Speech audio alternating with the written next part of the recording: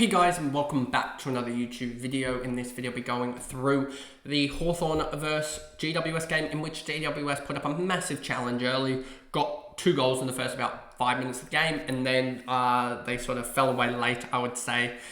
And I mean, the dominance of Hawthorn, it also did help that GWS kicked with the breeze, in the first quarter, and Hawthorn had it in the second and the fourth.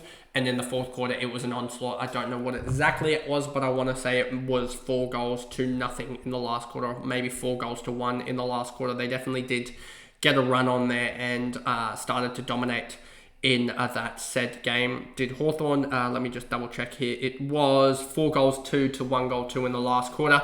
But in the second half, it was 7-3 to 1-3. So yeah, they scored 45 to 9 in the second half, which yeah, very, very dominant, I would say, in that. And once you take out the first about 5 minutes of this game, GWS kicked 1-6 in the end. So 1-6 in about 60 minutes of football is not the greatest. But anyway, let's go through this recap quickly.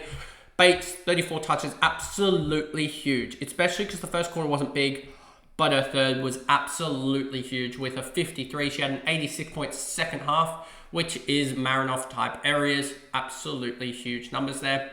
Tilly Lucas-Rod was a 102, showing that she can score, but just the problem is that just an over-reliance on marks usually means that for her play style usually means that she doesn't rack up huge amounts of tackles. She did obviously yesterday, but she does struggle to rack up huge amounts, and that will mean that on the regular she'll average about 80-85, give or take, even with the 20-odd touches. Gilroy, if she doesn't get All-Australian, I think we riot. She is one of the, if not most dangerous players with ball in hand in the comp, and coming from a side, excuse me, in Hawthorn, and not one of the big clubs. Hawthorn are top of the ladder at the moment, but we sort of expect them to maybe fall away a little bit, given that I don't think they played any of the big clubs per se. Like, let's look at Hawthorn. They squeaked over the line against Fremantle, which is a good win. But yeah, just looking at this quickly, Hawthorn in round 1 played, where is Hawthorn? Hawthorn played Carlton, and then they played, where are they again? I keep on missing them. Then they played Collingwood, who have been horrific this year. Then they played Adelaide and lost convincingly to Adelaide. Then they played St Kilda, beat them convincingly. Played Geelong in a scorefest when Geelong were injured. But that was still a good game. Played Gold Coast. Gold Coast are horrific. Then they've also played, where is Hawthorn? Hawthorn played West Coast last week, and then played, obviously, GWS this week. Plays Melbourne in week 9 and Richmond in week 10. That'll be a big yardstick type of moment, I think. We get to really see, are they just beating up on the teams that are sort of 10 to 18? Or are they, they did beat Freo, but Freo weren't that amazing at that point. But are they sort of up there with the top echelon, or are they sort of in that bracket of 4 to 6 range? So this will be definitely a big yardstick moment, I think. And yeah, we'll see how they play out.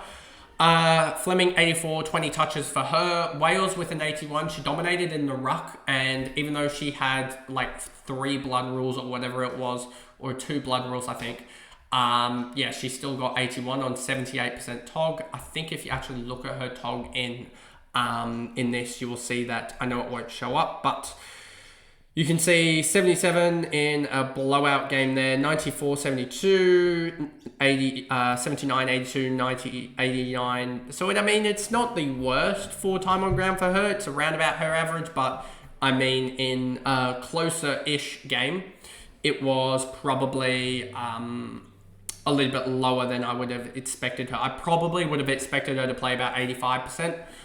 So, yeah, she probably just missed out on, maybe 5 or 6 minutes of game time, more than what she probably should have.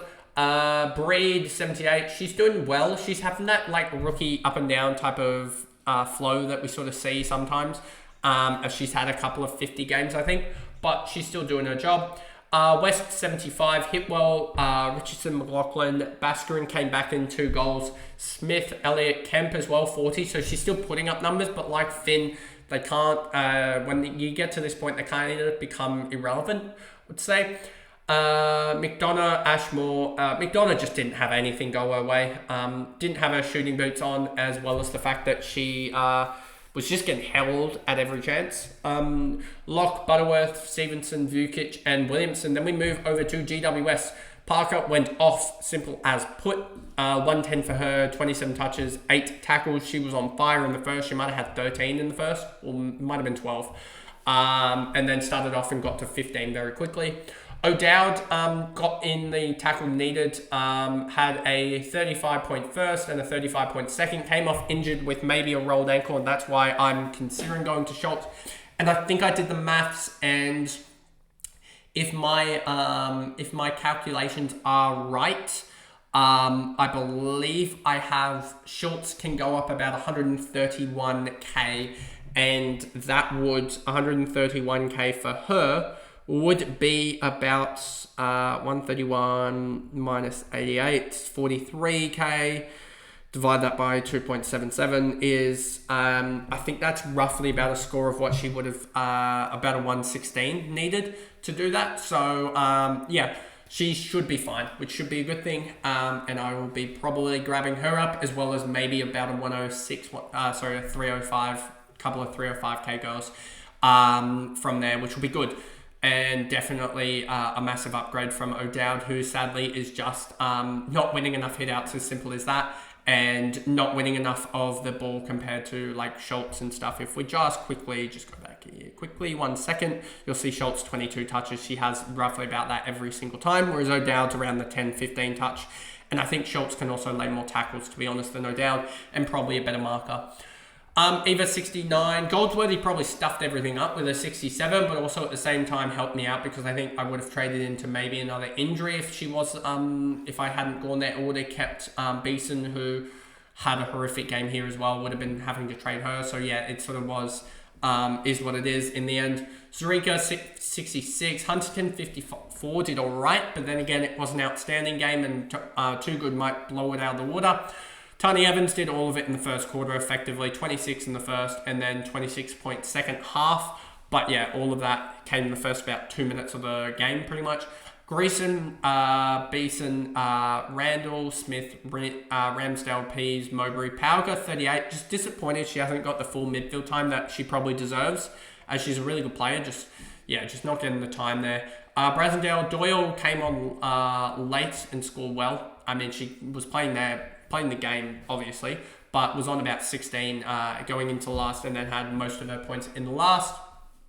Ransom, Garnett got injured. I don't know what it was. Gaffney, and then Newman just did nothing. And she got, I think, a tackle in the last quarter, I want to say, but yeah, didn't touch the footy, which is kind of disappointing for a full game. But full non-injury game. I mean, she did play 49%, so she was just on the bench. But yeah, disappointing from her. But anyway, that is the video there, I guess, going through the Hawthorn versus GWS game, in which Hawthorn finally ran away with it in the second half, dismantling GWS, and GWS will probably look to the draft. I know they have a couple of academy girls, I believe.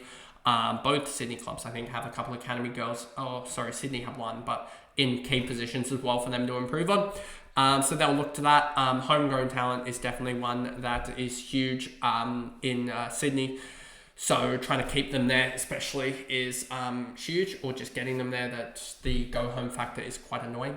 But anyway, that is the video there. If you did enjoy, remember to like and subscribe, turn the notification bell on so you know when I upload, and I'll see you guys in the last game recap for today. Bye guys.